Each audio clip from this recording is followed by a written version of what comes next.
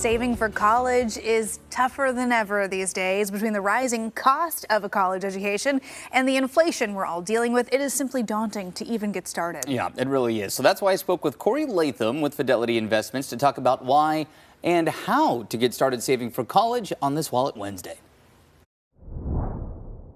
What is some of the new data that shows how people can prepare with those college savings accounts?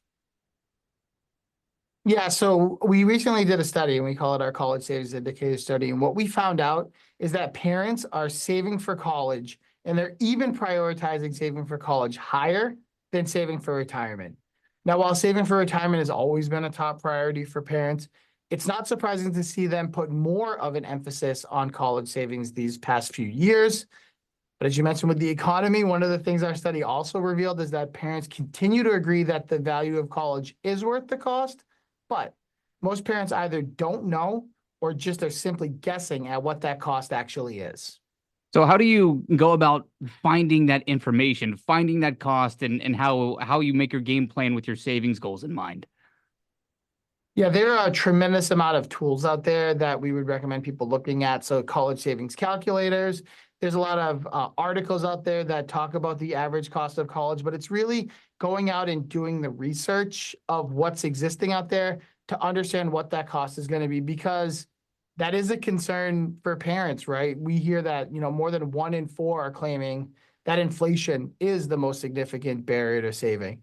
We do see that parents that even though they're prioritizing their child's college education, that they're falling short of their goals, and balancing those day-to-day expenses with long-term savings can be daunting.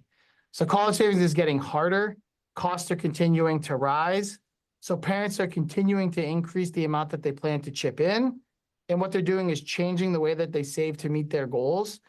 And really the best way to address a lot of that is, taking advantage of those tools like college saving calculators, or there's a tremendous amount of published articles out there that talk about the different costs that are associated with college. Yeah, I mean, what is the best plan of attack here? It's probably hard to have a one size fits all, but with college being so expensive, and you mentioned, retirement accounts are taking a hit with, this type of investment in their kids going off to college in mind.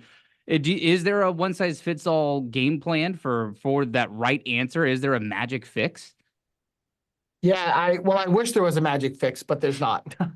And when you ask, is there a one size fits all? Well, college is really a personal journey. And it can shape up a lot of different ways. And even now more than ever, what college is means different things to different people. But if there was a magic fix, the first thing I would tell you to do, have a plan.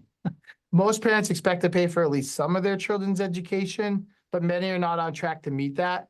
If you have a plan in place that can help you put yourself in that best possible position, if you don't have one, Fidelity can help you create one. The second thing I tell you to do, talk to your children.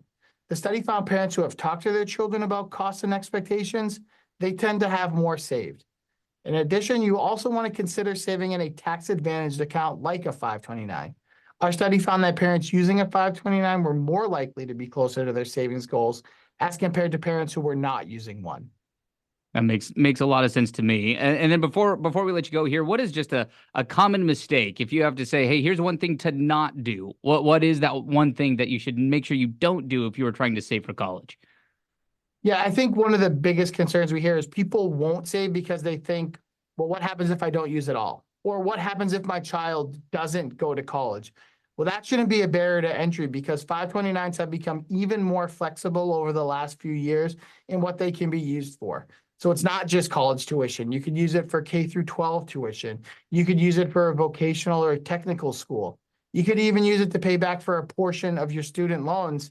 And as we were talking about retirement earlier, recent legislation now allows for up to $35,000 under certain circumstances that can be used to fund a Roth IRA for that child, which would then in turn help that child jumpstart their retirement savings. Yeah, makes a lot of sense. It's never too soon to start saving. That makes a lot of sense to me.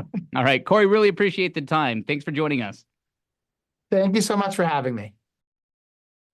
Never too soon to start saving. Some good advice. If only someone had told high school Emily and Oh. college Emily that a The little amount sooner. of hindsight regret that I have there. I Yeah. wish I could go back, future me. If Oh, only I totally. could, you know. If Yeah. only.